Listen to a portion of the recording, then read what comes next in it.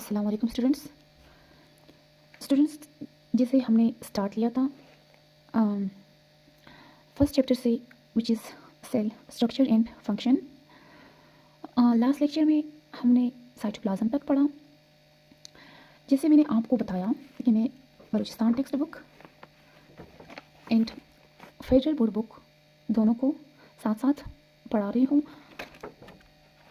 तो students last lecture में हमने साइटोप्लाज्म तक किया। होप सो आपको वहाँ तक समझ आ गया होगा। जो भी चीज़ आपको समझ ना आई हो तो आप मुझसे कमेंट सेक्शन में पूछ सकते हैं। मैं आपको एक एक चीज़ क्लियर करके दोबारा समझाऊंगी। तो स्टूडेंट्स हम स्टार्ट लेते हैं आज के टॉपिक से। आज हमने पढ़ना है एंडोप्लाज्मिक रेटिकुलम। एंडोप्लाज्मिक रेटिकुलम क्या है? एंडोप्लाज्मिक रेटिकुलम जो है वो फर्स्ट ऑर्गेनली जब हम पढ़ना स्टार्ट कर रहे हैं तो एंडोप्लाज्मिक रेटिकुलम जो है वो एक ऑर्गेनली है।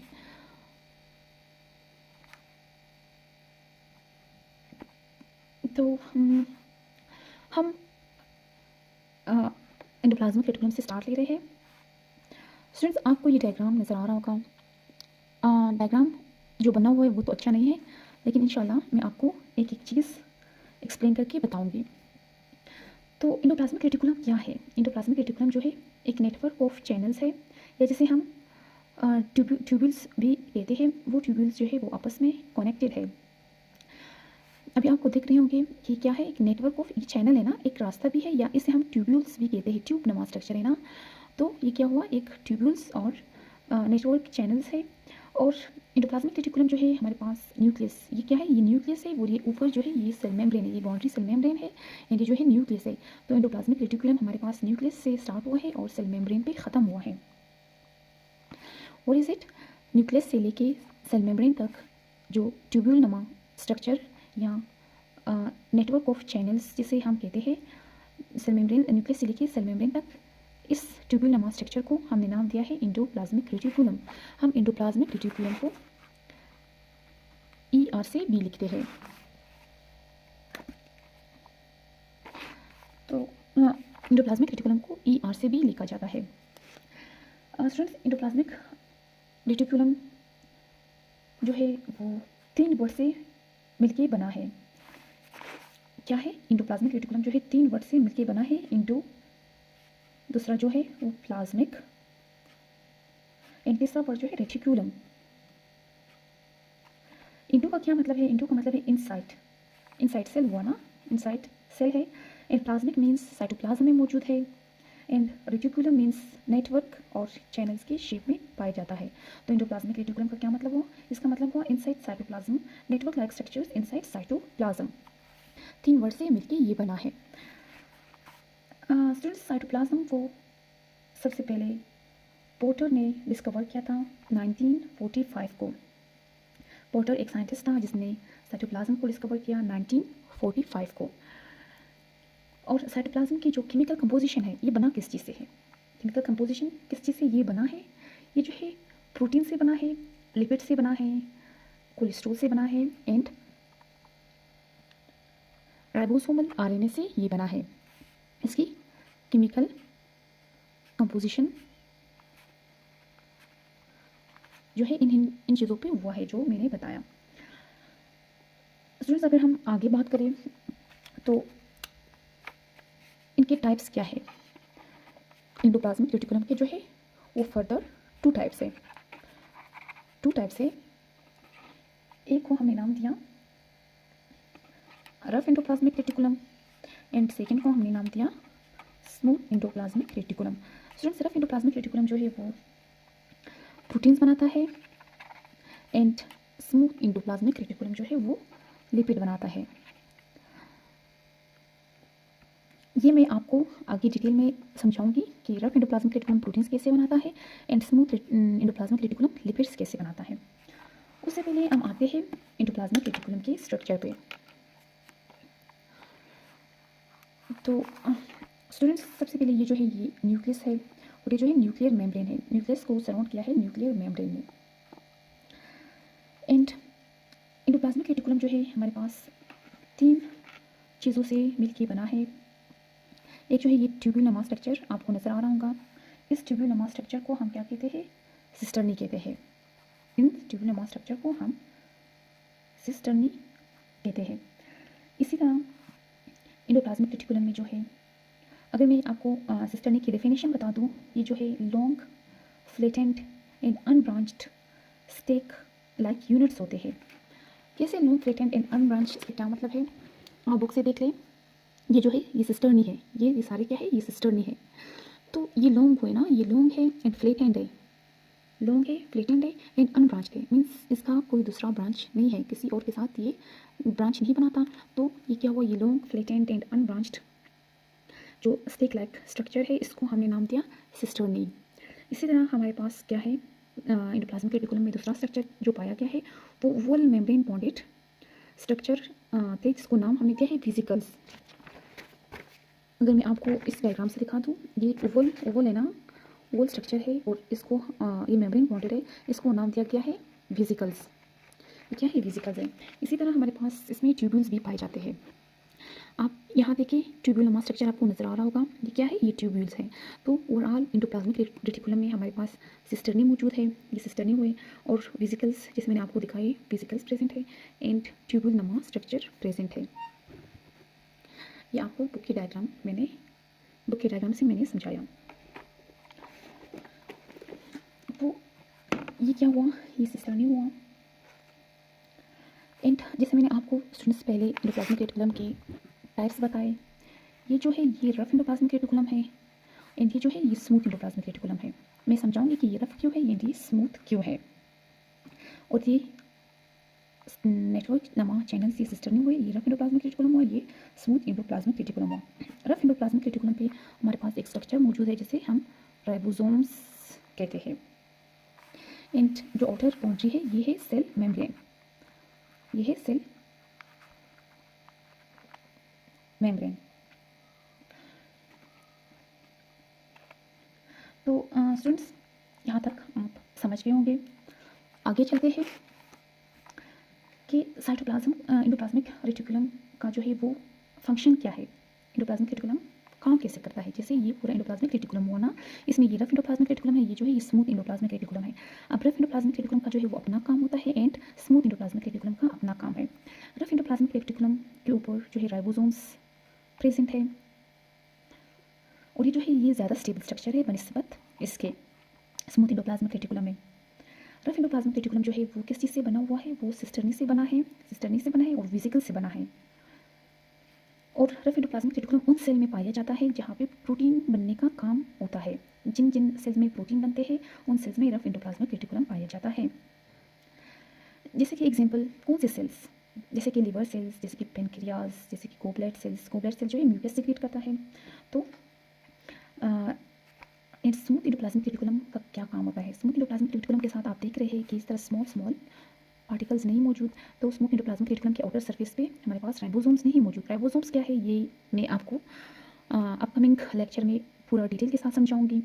ये जो है लेस स्टेबल स्ट्रक्चर है, किस चीज़ से बना है? ट्यूब्यूल से बना है। आपको देख रहे होंगे इसमें भी ट्यूब्यूल्स प्रेजेंट है। और ये किन सेल में पाया जाता है?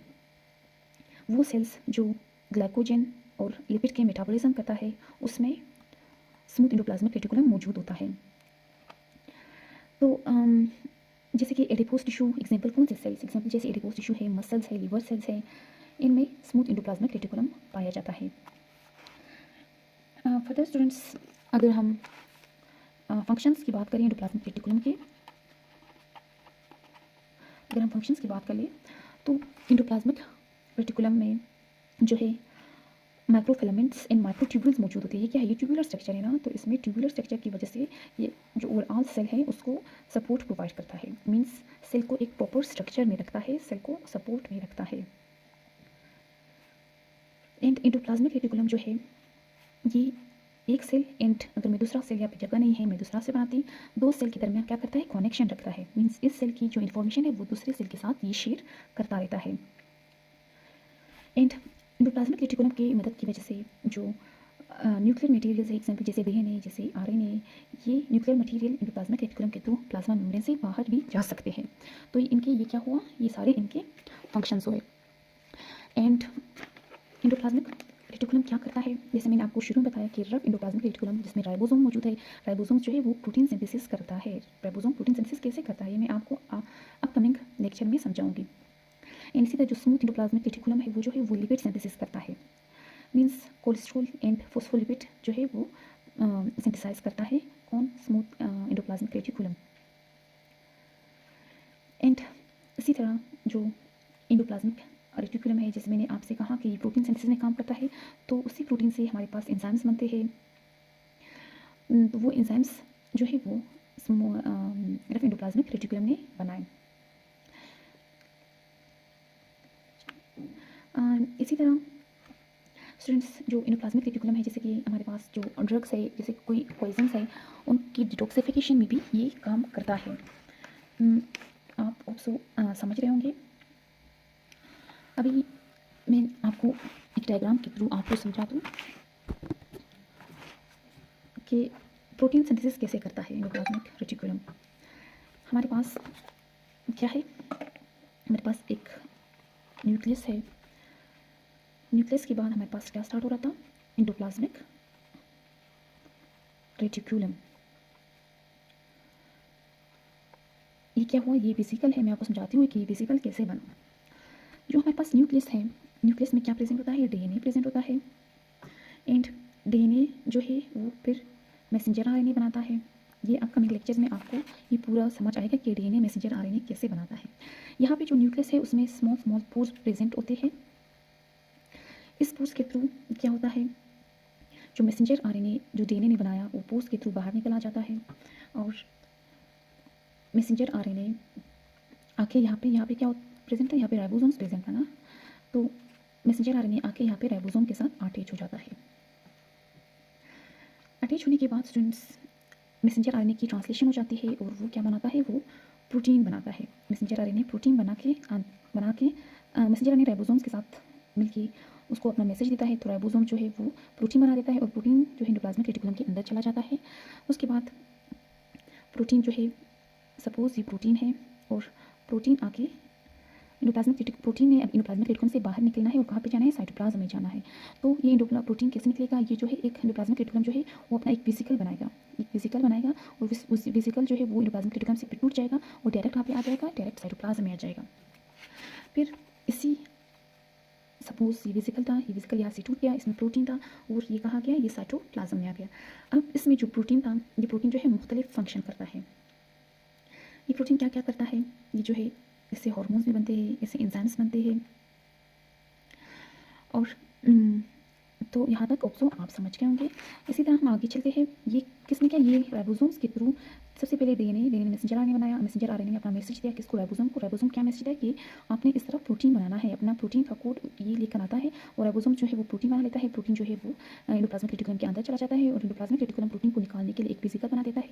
फिर वेसिकल टूट जाता है और साइटोप्लाज्म में जाता है। फिर उस वेसिकल में जो प्रोटीन होता है फिर वो एंजाइम जैसा काम करता है, या हार्मोन जैसे काम करने लग जाता है।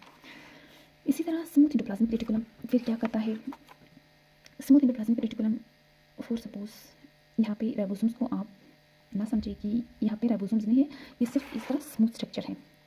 तो स्मूथ एंडोप्लाज्मिक रेटिकुलम में क्या होता है? सबसे पहले जैसे यहाँ पे डीएनए से मैसेंजर आरएनए बना, इसी तरह स्मूथ एंडोप्लाज्मिक रेटिकुलम जब मैं यहाँ पर आपको समझा दूँ तो ये क्या हुआ? ये जो है ये डीएनए हुआ, डीएनए से एक स्ट्रक्चर एक्सटेंड कर दिया है, जिसे हमने स्मूथ एंडोप्लाज्मिक रेटिकुलम का नाम दिया है। ये मुख्तलिफ वेसिकल्स है, ये न्यूक्लियस है, और ये एंडोप्लाज्मिक रेटिकुलम है, स्मूथ एंडोप्लाज्मिक रेटिकुलम है, और इससे जो है ये वेसिकल्स निकले। तो स्टूडेंट्स हमारे पास लिपिड कैसे बनता है? हमारे पास जो है वो जो उस साइटोप्लाज्म है, साइटोप्लाज्म में एक कंटेंट प्रेजेंट है जिसे एसिटाइल CoA कहा जाता है। एसिटाइल CoA जो है वो आके हमारे पास स्मूथ एंडोप्लाज्मिक रेटिकुलम के साथ अटैच हो जाता है, और स्मूथ एंडोप्लाज्मिक रेटिकुलम में हमारे पास यहाँ पे क्या है? चैनल्स मौजूद होते हैं। एसिटाइल CoA वो चैनल्स के थ्रू एंडोप्लाज्मिक रेटिकुलम के अंदर चला जाता है, और यहाँ पे मॉडिफाई होके इसमें चेंजेस आ जाते हैं। और चेंजेस कैसे आते हैं मैं आपको बताती हूँ। इसमें चेंजेस आके फिर उसी तरह बाहर ये इसने साइटोप्लाज्म में जाना है। साइटोप्लाज्म में जाने के लिए एंडोप्लाज्मिक रेटिकुलम क्या करता है, वेसिकल्स बनाता है। वेसिकल्स के थ्रू इसको बाहर ट्रांसफ़र करना स्टार्ट कर देता है।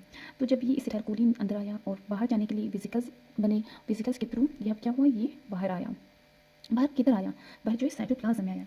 बाहर आके इसी एसिटाइल मॉडिफाइड एसिटाइलकोलिन से ट्राइग्लाइसराइड बना। व्हाट इज़ ट्राइग्लाइसराइड, ये आपको नेक्स्ट लेक्चर्स में समझ आएगा। ट्राइग्लाइसराइड्स एंड इसी तरह फैटी एसिड बना। इसी तरह फोस्फोलिपिड बना। फोस्फोलिपिड जैसे हमने लास्ट लेक्चर में भी पढ़ा था, फोस्फोलिपिड जो है वो सेल मेम्ब्रेन में यूज़ होता है, सेल मेम्ब्रेन बनाता है।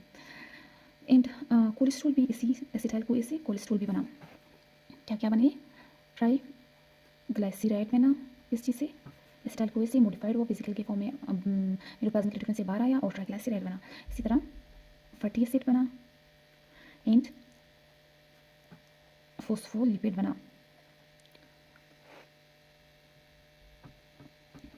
तो होप सो स्टूडेंट्स आप यहाँ तक समझ गए होंगे। डायग्राम थोड़ा सा गंदा बना है बट एक्सप्लेनेशन होप सो आपको बहुत अच्छी मिली। एंड इंशाल्लाह वीडियो लंबी होती जा रही है। नेक्स्ट लेक्चर में मैं आपको राइबोसोम्स पढ़ाऊँगी। Thank you students.